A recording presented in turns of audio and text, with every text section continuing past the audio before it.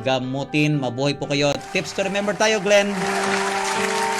Remember this tip. Tips to remember.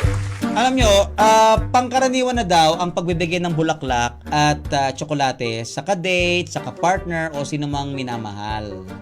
Ano daw ba ang iba pang mga diskarte, yung iba pang paraan upang mapaibig o mapahanga sa pagmamahal mo ang isang ka-partner? Ano yung mga ways ng pagsasabi o pagpapakita ng I love you? Nako, bukod dito sa sasabihin ko, si Glenn meron tong mga suggestion, ha?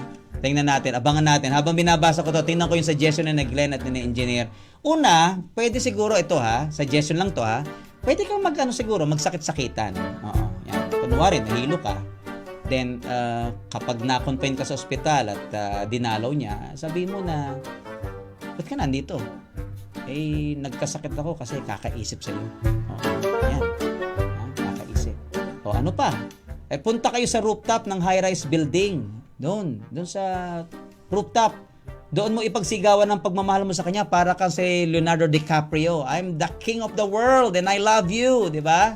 Tiyakin mo lang na pag pumunta kayo doon at ginawa mo yun sa gilid ng building, magkasundo kayo, ha? Mahirap na. Okay. Pwede rin na kasabutin mo ang announcer sa MRT o LRT station. Paano yon? Kapag kasama mo yung girl, at certain point, ipasabi mo na we are now approaching this destination. I love you, girl. Yung pangalan ng girl. Coming from yung pangalan mo, sabihin mo.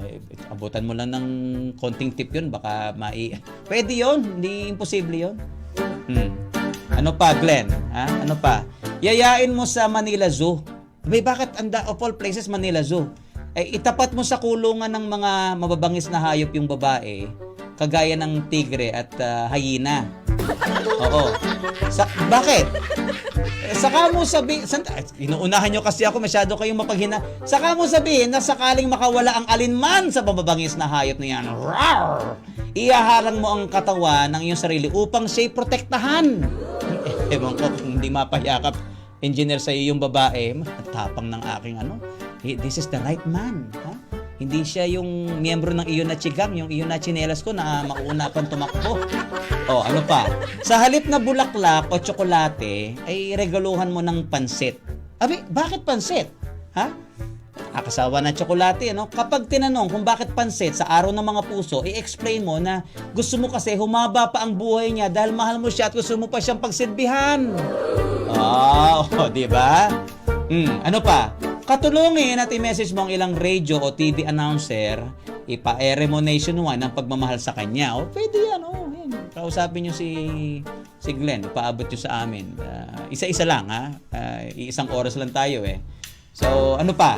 Yayain mong manood ng musical concert na puro love songs para lang ma-inlove sa'yo. Yung English maganda, pero yung Tagalog, engineer, mas bumabaon daw yun, mga kaibigan, yung mga kantang Tagalog. Halimbawa, sample, Glenn. Glenn, sample. Ikaw ang lahat sa akin. Tapos nakatitig ka sa kanya, di ba? Teka, ba't suntok yun, Glenn? Grabe ka naman. Kung English naman, Inglesera, di Englishin mo. Kanta. Alam ko dito, walang aangal, Tell me how am I supposed to live without you. Medyo lagyan mo pa ng kulot. Without you. Nako, tama na. Baka magkaroon tayo ng mga kaaway. Huli kang pinakinabangan niyang pagkanta nung sira yung lock ng isang public toilet. Ano pa? Magpagawa ka ng mga banners na pwedeng ikabit sa tricycle. Paano yun? Kasabutin mo ang TODA, yung Tricycle Operators and Drivers Association, malapit sa inuuwian ng babae. At ipakabit ang message na I love you, then pangalan ng taong mahal mo. Daming dadaan doon, kita nyo yun. Ano pa? Itong matindi. Alam kong maraming sasangayon dito, Glenn. Tingnan ko si Glenn kung sasangayon talaga.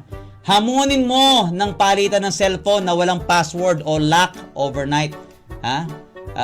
Way mukha mo yan na patunayang siya lang ang mahal mo. Kaya? Si Glenn, kaya. Kaya nyo ba yon? Magpapalitan kayo ng phone, walang password, walang lock, overnight.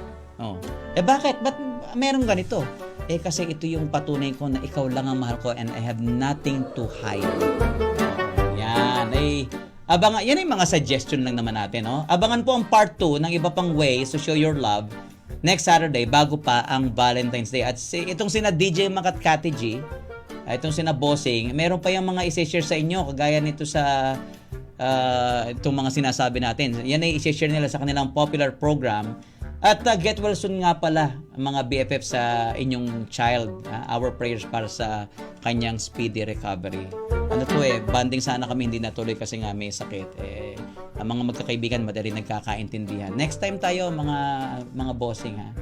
Okay, tandaan natin yan. Samantala, alam nyo ba na lalo pang dumadami ang umiinom ng Amazing Pure Organic Barley? Lalo na ang mga tao na gustong mabuhay ng